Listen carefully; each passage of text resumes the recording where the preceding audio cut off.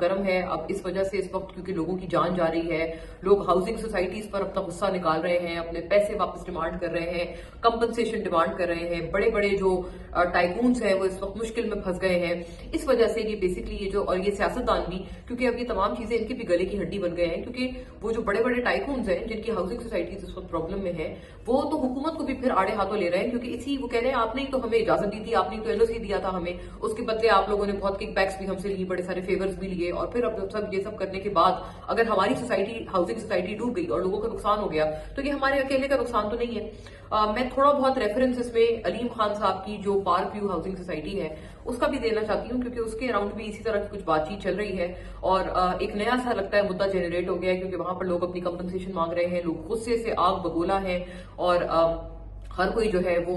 उस housing society के जो है वो करता धर्ताओं को, और खासतौर पर अलीम खान साहब को आड़े हाथों ले रहे हैं, और दूसरी तरफ शदीद तनकीद का इनको सामना है। वहीं पर दूसरी तरफ ये भी एक बहस छिड़ गई है कि भाई ये जो रूडा राबी अर्बन डेवलपमेंट अथॉरिटी का जो ये पूरा प्लान था वो एक्चुअली इमरान खान साहब के दौर में बना था, और इमरान खान ने ये जो पार्क व्यू हाउसिंग सोसाइटी थी, क्या वो उन्होंने वो दरिया के रास्ते पे, दरिया के बहाव के रास्ते पे बनाई थी, या फिर पीटीआई वाले कह रहे हैं कि पहले इमरान खान साहब का प्लान ही कुछ और था, और दरअसल रूडा का जो शुरू का प्लान था वो ये था कि लाहौर को और आसपास के इलाकों को सैलाब से बचाया जा सके। लेकिन इमरान खान साहब की गवर्नमेंट के जाने के बाद वो पूरा नक्शा तब्दील कर दिया गया, और उसकी तब्दील करने के बाद जब ये पार्क व्यू हाउसिंग सोसाइटी बनी तो फिर वो इस शक्ल में बनी। अच्छा, मुझे पीटीआई का ये जो आर्ग्यूमेंट है, मुझे इससे इसलिए प्रॉब्लम है क्योंकि मुझे ये लग रहा है कि देखें, अगर ऐसा होता तो हाउसिंग सोसाइटी के अपने जो मालिक हैं यानी कि अलीम खान साहब, क्या वो इसके ऊपर शोर शराबा ना करते?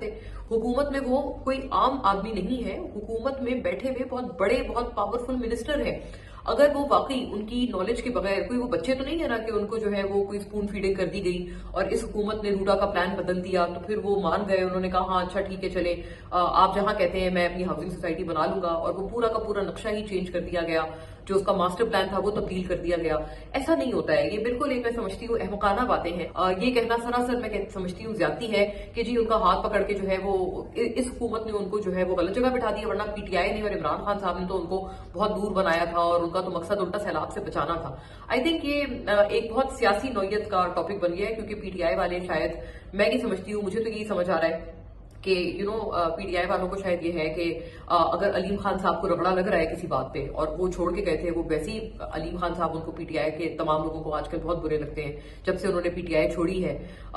जब से 2022 में सब कुछ हुआ है, no confidence motion and everything, तो उस वक्त से वो उनको अलीम खान साहब बहुत बुरे लगते हैं। सो मुझे ऐसा लग रहा है कि पीटीआई जो है वो कह रहे हैं कि चलो, जैसे एक मिसाल होती है ना बहती गंगा में हाथ धो लो, तो उन्होंने कहा चलो एक इंसान को रगड़ा लग ही रहा है तो हम इसको रगड़ा लगाते हैं।